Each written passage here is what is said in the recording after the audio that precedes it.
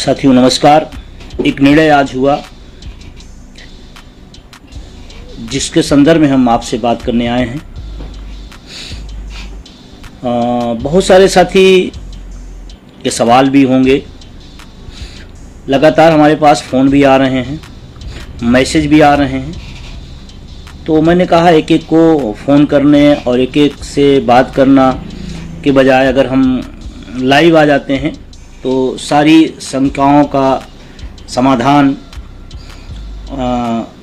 पूरे देश के लोगों को हो जाएगा। तो इसीलिए मुझे उचित लगा कि रात में आना पड़ा मुझे। बहुत सारे साथी जुड़ गए हैं। कुछ फैसले को लेकर के स्वागत कर रहे हैं। कुछ जो बुद्धिजीवी वर्ग है वो फैसले को सराहना कर रहा है। कुछ लोगों को थोड़ा दिक्कत परेशानी होगी, मैं उनसे भी असहमत नहीं हूँ, क्योंकि पिछले काफ़ी समय से लगातार तैयारियां चल रही थी।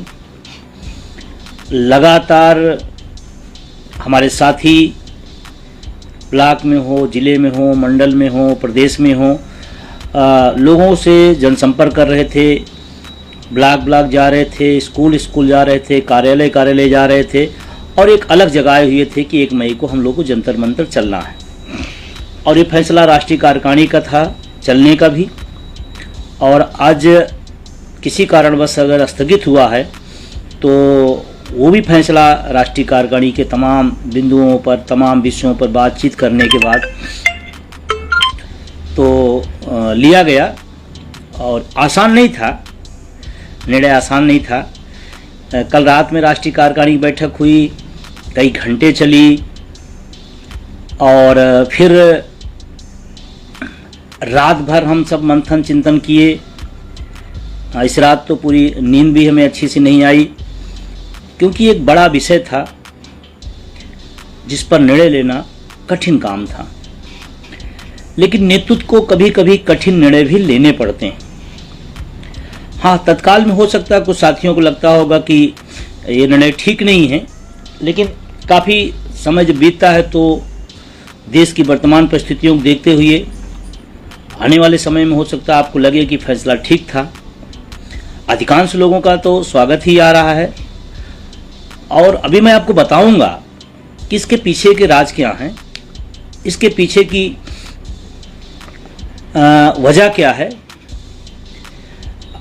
कोई असहमत है, कोई नाराज़गी है, उसको भी हम स्वीकार करते हैं।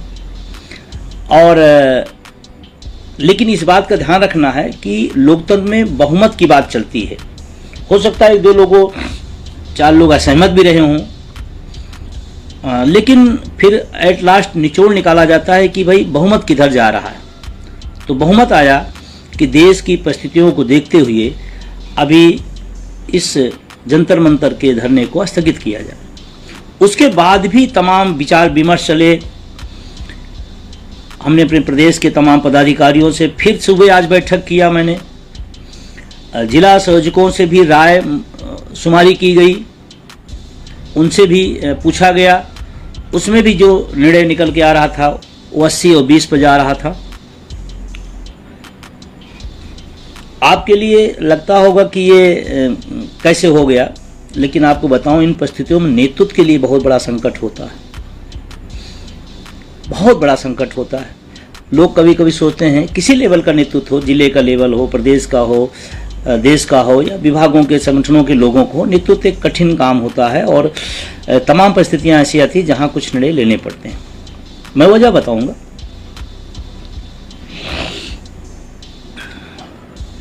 हमारे तमाम पत्रकार साथियों की फ़ोन आ रहे हैं लगातार, क्या है कैसे है, तो उनसे भी लगातार अभी स्थगन के बाद बातचीत होती रही। काफ़ी साथी जुड़ गए हैं। मैं चाहूँगा कि आप अपने तमाम सोशल मीडिया के प्लेटफार्म से इस लाइव को आप प्रसारित करें, शेयर करें, अपने ग्रुपों तक शेयर करें। और अगर हम भी लाइव के बीच के जो कमेंट आ रहे हैं, अगर इन कमेंट को ही हम पढ़ लें तो शायद इस निर्णय से लोग सहमत हैं। सहमत क्यों हैं, यह निर्णय क्यों हुआ, उसके पीछे की बात मैं बताना चाहूँगा।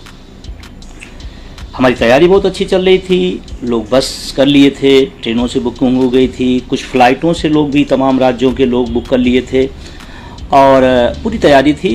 दिल्ली की टीम लगातार वहाँ व्यवस्था में लगी रही। मंजीत राणा हमारी टीम के साथी और तमाम लोग सब लगातार लगे रहे। जंतर मंतर से प्रशासन से संपर्क लगातार बना रहा। लेकिन इसके पीछे की वजह जब हम लोगों ने तय किया था 1 मई, तो जो देश की परिस्थितियां आ गईं, पहलगांव जैसी घटना नहीं थी, अचानक हुई है।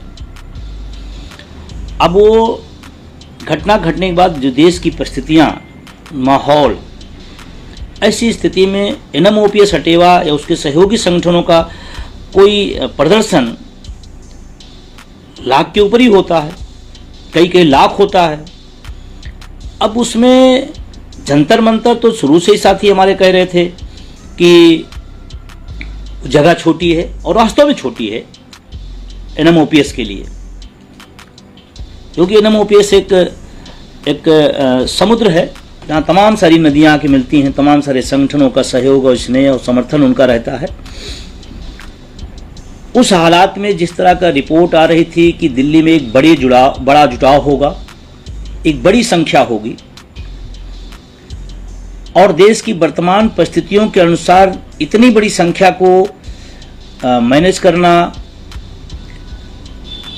और नियंत्रित करना एक कठिन काम था। और तब जब हमारी वॉइस उनको तक न पहुंच पाएगी, क्योंकि जंतर मंतर लोग आते तो हमारी जो संपर्क हो पाता वो 20% लोगों से हो पाता, 80% उस दायरे से बाहर रहता। ये तो उसके पास आवाज़ नहीं पहुंच पाती, ये हमारी टच पे ना आ पाता, हमारे लोगों के, हमारे संगठन के नहीं आ पाता। तो 80% आबादी दिल्ली के तमाम कोनों पर होती। अब वो क्या कर रहे होते ये तो हमारे साथी हैं, हमें पता है, अनुशासन में रहते, लेकिन उनके साथ और लोग क्या कर रहे होते, रोडों पर निकले, नारे लगाते। और वर्तमान में जो धर्मांधता का वातावरण पूरे देश के अंदर है, ये थोड़ा सा देश के लिए नुकसानदेह है। मैं इस पर भी पूरे शिद्दत के साथ कहता हूँ कि घटना क्यों हुई, कैसे हुई, उसका जिम्मेदार कौन है, वो तमाम विषय हो सकते हैं। लेकिन उससे ज़्यादा और जो है वो ये है कि अगर उन सब का मकसद धार्मिक उन्माद फैलाना था तो और हम उसी को बढ़ा रहे हैं तो ये तो हमारे देश के लिए नुकसानदेह है। और मैं अपने साथियों से बड़ी विनम्रता से, बहुत सेंसिटिव टाइम है, बहुत ही संवेदनशील वक्त है, आप अपनी भाषा पर, अपनी पोस्टों पर कोई ऐसा शब्द, कोई ऐसा कार्य ना करें जिससे देश की एकता अखंडता को नुकसान पहुंचाए। शालीनता, सहृदयता, सद्भावना, समरसता हमारे यहाँ की पहचान रही है। तो मैं सभी से निवेदन भी करूंगा कि देश के इस वर्तमान माहौल में ऐसी कोई टीका टिप्पणी, ऐसी कोई चीज़ न करें जिससे हमारे समाज में वैमनस्यता फैले, आपस में कुछ दुराव हो या देश के खिलाफ कोई दुराव जाए, ये ठीक नहीं है।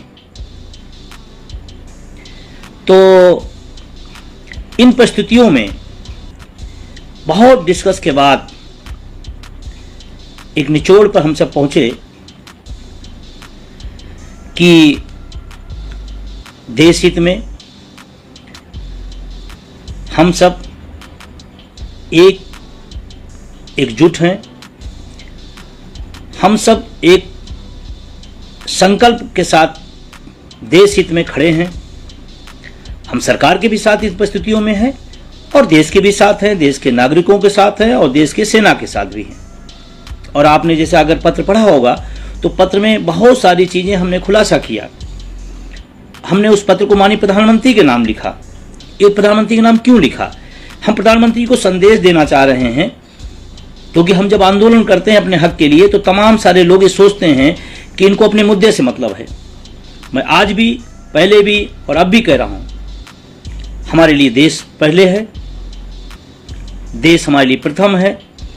जितनी सबको मोहब्बत है उससे इस देश के आम भारतीय नागरिक को मोहब्बत है। दुनिया का सबसे खूबसूरत देश है। तमाम रीति रिवाज, भाषा, संस्कृति और पहनावा, बहुत मतलब पूरी दुनिया में ऐसा देश नहीं है। इतना खूबसूरत देश के हम लोग नागरिक हैं और इसकी खूबसूरती, इसकी विशेषता है। और इसीलिए जब वक्त आया कि हमारा मुद्दा और हमारे देश की परिस्थिति, तो हमारी राष्ट्रीय टीम ने एक फैसला किया कि हम लोग देश के साथ, सरकार के साथ इन परिस्थितियों में खड़े हैं। हमारा मुद्दा है, रहेगा, सामान्य परिस्थितियों में हम फिर संघर्ष करेंगे, फिर लड़ेंगे, रैली करेंगे, महारैली करेंगे, उसमें कोई दो राय नहीं। लेकिन दोनों देशों के बीच जो इस समय तनातनी चल रही, इन परिस्थितियों में क्या होगा, कैसे होगा, ये भी कुछ अंदाजा नहीं लगाया जा सकता। और मैं तो मैंने प्रधानमंत्री जी से कहा, मैं पत्र लिखा इसीलिए कि हम सब आतंकवाद, उग्रवाद के खिलाफ हैं। देश के किसी कोने में अगर आतंकवादी कोई घटना करता है, हमारे नागरिकों को मारता है, हमारे देश की क्षति करता है, हमारे सम्मान और स्वाभिमान को चोट पहुंचाता है, आप कठोर से कठोर निर्णय लीजिए और कठोर से कठोर कार्रवाई लीजिए। पूरा देश आपके साथ खड़ा है। हमारा संगठन NMOPS, उसके सहयोगी संगठन आपके साथ खड़े हैं। लेकिन इस बात के साथ ये भी कहना चाहूंगा कि बार बार एक जैसी घटनाओं की पुनरावृत्ति होती है, तो इसका मतलब हमारी भी कहीं कमजोरी है, उनको भी हमें ध्यान रखना होगा। और मैं कहना चाहता हूं, जो पहलगांव में हमारे देश के नागरिक के साथ जघन्य अपराध हुआ, घटना हुई, हम सब उसके लिए दुखी हैं, मर्माहत हैं, शोकाकुल हैं। हम ही क्या, हमारा संगठन क्या, पूरा देश शोक में डूबा है और आक्रोशित भी है। और सजग होना भी चाहिए, क्योंकि आप देख कर सोचकर आप देखें कि 16 अप्रैल को एक युवक युवती की शादी होती है, 20 को पहुंचते हैं कश्मीर, 21 और 22 के साथ उनकी घटना हो जाती है। मैंने पत्र में भी प्रधानमंत्री लिखा, हम आप संख्या जोड़ सकते हैं कि 26 लोग मृतक हुए। लेकिन एक बार आप सोच कर देखें, उस जो अभी जिसकी मेहंदी भी नहीं छूटी थी, बेवा हो गई, कितना बड़ा जीवन है। सोच के देखें एक बार, अगर अंतर मन तक आप जाएं, कितना कठिन, कितना कठिन। वो मासूम बच्चा, मैंने खबर पढ़ी, एक मासूम बच्चा